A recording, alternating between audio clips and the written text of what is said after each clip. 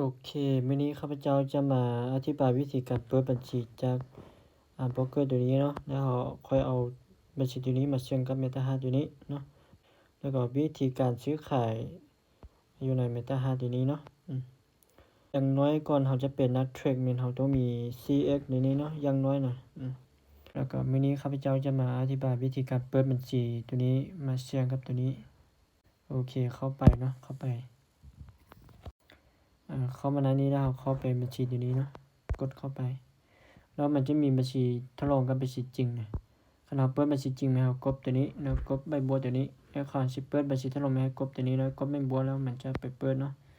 ขอจะยกตัวอย่างวิธีการเปิดบัญชีจริงเนาะกดตัวนี้เนาะกดเข้าไปเซิร์ฟเวอร์ตัวนี้มันเราสิเลือกตัวได้ก็ได้เดียวครับเจ้าจะเลือกตัวนี้เนาะแล้วก็บัญชีตัวนี้นะมันจะมีบัญชีเซนกับบัญชีดอลลาร์นะมือใหม่เนี่ยแนะนำให้เปิดเป็นบัญชี USD เนาะเพราะว่าขนาดเปิดเป็นบัญชีดอลลาร์มันคันเราตื่นประมาณ$10นี่มันเวลาออกประมาณ0.01มันเวลามันขึ้นนิดนึงนะพอของเรามันจะแตกก่อนแล้วนะแนะนำให้เปิดเป็นบัญชี USD เพราะว่าเราตื่น$1แล้วมันจะได้ประมาณ100 USD เนี่ยแล้วก็ตื่นประมาณ$20ก็ได้ประมาณ2,000 USD แล้วนะเราคอยบริหารแล้วมันจะบ่แตกนะที่นำไปเปิดบัญชีตัวนี้เนาะ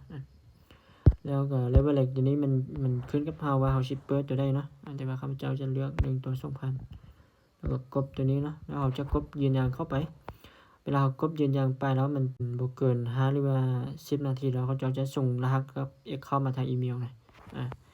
อันนี้เป็นข้าพเจ้าจะยกตัวอย่างเนาะเขาจะส่งในนี้มาให้เราเนาะแล้วค่อย copy ตัวนี้ไปเชื่อมต่อกับ MetaMask เนาะแล้วเข้ามา MetaMask ตัวนี้เนาะเข้าไปบัญชีใหม่ตัวนี้ปกติมันจะบ่มีโบรกเกอร์ตัวนี้โชว์ขึ้นมาแล้วเราจะไปพิมพ์เราจะพิมพ์ซิลของมันนะพิมพ์มา Intersala ในนี้เนาะแล้วมันจะโชว์ในนี้ขึ้นมาเราจะกดเข้าไปแล้วให้มองตัวนี้ดีๆเนาะมันจะมีเดโมกับเซิร์ฟเวอร์นะคันเป็นเซิร์ฟเวอร์เป็นบัญชีจริงเนาะแต่ว่าคันเป็นบัญชีเดโมให้กดตัวนี้เนาะข้าพเจ้ายกตัวอย่างบัญชีเดโมเนาะอันนี้เป็นเดโมเลยแล้วข้าพเจ้าจะยกตัวอย่างเป็นเดโมให้พวกเราได้เชื่อมบัญชีจริงก็คือการนั่นแหละวิธีการเชื่อมนะกดตัวนี้ก็เอามาวางใส่นี้เนาะมาวางใส่นี้แล้วกดลงชื่อผู้ใช้งานนี้เนาะกดเข้าไป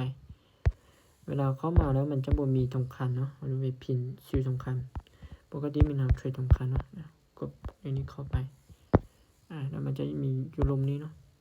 กดในนี้คันเรายันลึกออกนี่เรากดตัวนี้นะเรากดตัวนี้นะกดตัวนี้นะกดตัวนี้เราจะลึกออกให้มันหมดเลยป้าเดทองคำไว้ก็ได้โอเคครับเจ้าจะยกตัวอย่างวิธีการซื้อขายแล้วก็วิธีการตั้ง TPSL ให้พวกเราได้เบิ่งเนาะตัวนี้เป็นตัวท้ายนี่นะจะเป็นตัวซื้อขายด้วยมือเนาะเราสามารถบายหรือว่าเซลในนี้ได้เราสามารถตั้ง TPSL ได้เนี่ยขึ้นกับเราเนาะตั้ง TP ใน user ก็ได้เนาะขึ้นกับเราสามารถตั้ง SLTP ในนี้ได้เนาะนี่เป็นวิธีการบายด้วยมือเนาะเราสามารถปิกด้วยมือก็ได้คือกันนี่ปิกในนี้หรือว่าตัวอย่างบายแล้วด้วยติดกันในนี้นะเราสามารถปิกทำเม็ดก็ได้คือกันนี่แล้วก็ตัวที่2นี้มันจะเป็นตัวบายลิมิตหรือว่าเซลลิมิตหรือว่าบายสต็อกหรือเซลสต็อกได้คือกันตัวอย่างยกตัวอย่างมันมีโอกาสขึ้นมาตัวนี้แล้วมันสิลงนะตัวอย่างนะเราสามารถตั้งบายลิมิตหรือว่าเซลลิมิตได้คือกันนี่ตั้งนี้ได้คือกันตัวอย่างว่ามันขึ้นไปตามแล้วมันบ่ลงมาเนาะแล้วมันขึ้นไปตาม SL เนาะเราจะเสียประมาณ$10แต่ว่าคันมันขึ้นไปตามแล้วมันลงมาเราจะได้ประมาณ$26มันขึ้นกับเรานะประมาณนี้แหละวิธีการซื้อขายนะ